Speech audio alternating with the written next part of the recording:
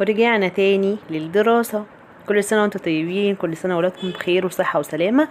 فيديو جديد على القناة، فيديو الدراسة، أول يوم دراسة النهاردة الأحد. بسجل لكم الفيديو دون ومش عارفة هينزل امتى، بس هو أول يوم دراسة كان عندي يوم الأحد. انتوا بقى أول يوم دراسة الحد ولا الاتنين؟ كل واحد تنزل تكتب لي تحت في التعليقات كان أول يوم ليها يوم الحد ولا يوم الاتنين، وعملت ايه بعد ما ولادها نزلوا كده على المدارس وراحت معاهم ولا لأ. وكمان كانت مبسوطة في اليوم، مبسوطة بعودة الولاد للمدرسة ولا لأ. في ناس كتير بتبقى مبسوطة باليوم ده، بس أنا عامة مش مختلف كتير عندي، لأن أنا كده كده بصحى أصلا بدري، ما بنامش تاني، بروح على شغلي، وعلى ما باجي بيكون هو خلاص جه. وربنا ما يحرمنا ابدا من ولادنا، وربنا يبارك لنا فيهم ويخليهم دايما دايما يا رب حوالينا كده. حتى لو هما بيزهقونا شويه فمش مشكله، وجودهم هما نعمه من عند ربنا. ربنا يديمهم نعمه في حياتنا، اللهم امين. وربنا يرزق كل مشتاق بما يشتاق. جبت له بقى الحاجه بتاعته كده، والشنطه واللانش بوكس والزمزميه وكل كله حطيتهم له على السفره كده، عشان اول ما يصحى من النوم يلاقيهم قدامه. وكان مبسوط جدا جدا قبل ما يخش ينام، كانش عارف ينام اصلا من كتر الفرحه اللي هو كان فيها. عمال يقول لي امتى بقى امتى بقى ان انا هصحى من النوم كده والبس الشنطه واروح على المدرسه. اقول له يا حبيبي خلاص، يعني هو اول 3 ايام هتبقى مبسوط، وبعد كده هتيجي تعيط لي تقول لي انا مش عايزه اروح تاني المدرسه.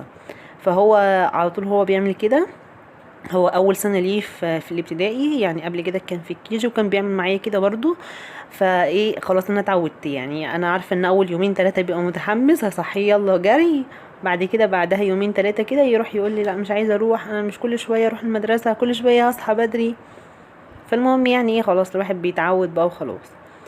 قمت بقى جهزت له السندوتشات بتاعته، عملت له بيض. هو يعني ما شاء الله عليه بيحب البيض، ما بيحبش كتير، يعني ملوش في اكلات كتير.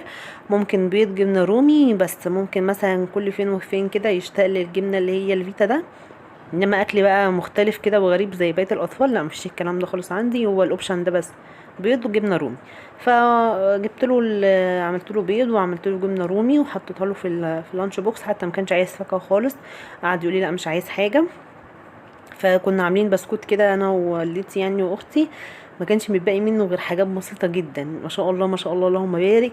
يعني خلصوه قبل اصلا، يعني احنا عاملينه المفروض امبارح او اول امبارح تقريبا بالليل، يعني هو عدى لي امبارح بس.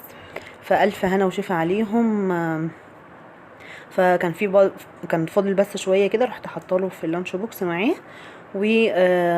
كنت جايبه عصير اللي هو عصير جهينه بالشوكولاته، حليب بالشوكولاته، حطيتهم له برده. وكده كان خلاص اللانش بوكس.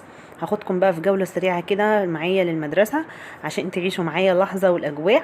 يعني انا اول يوم بس بروح معاه، وبعد كده بروح بعدها بعد ما بينزلوا خلاص ان الكتب نزلت بروح استلمها وكده خلاص. يعني لو في بقى اي حوار تاني اي حاجه بروح، انما غير كده خلاص.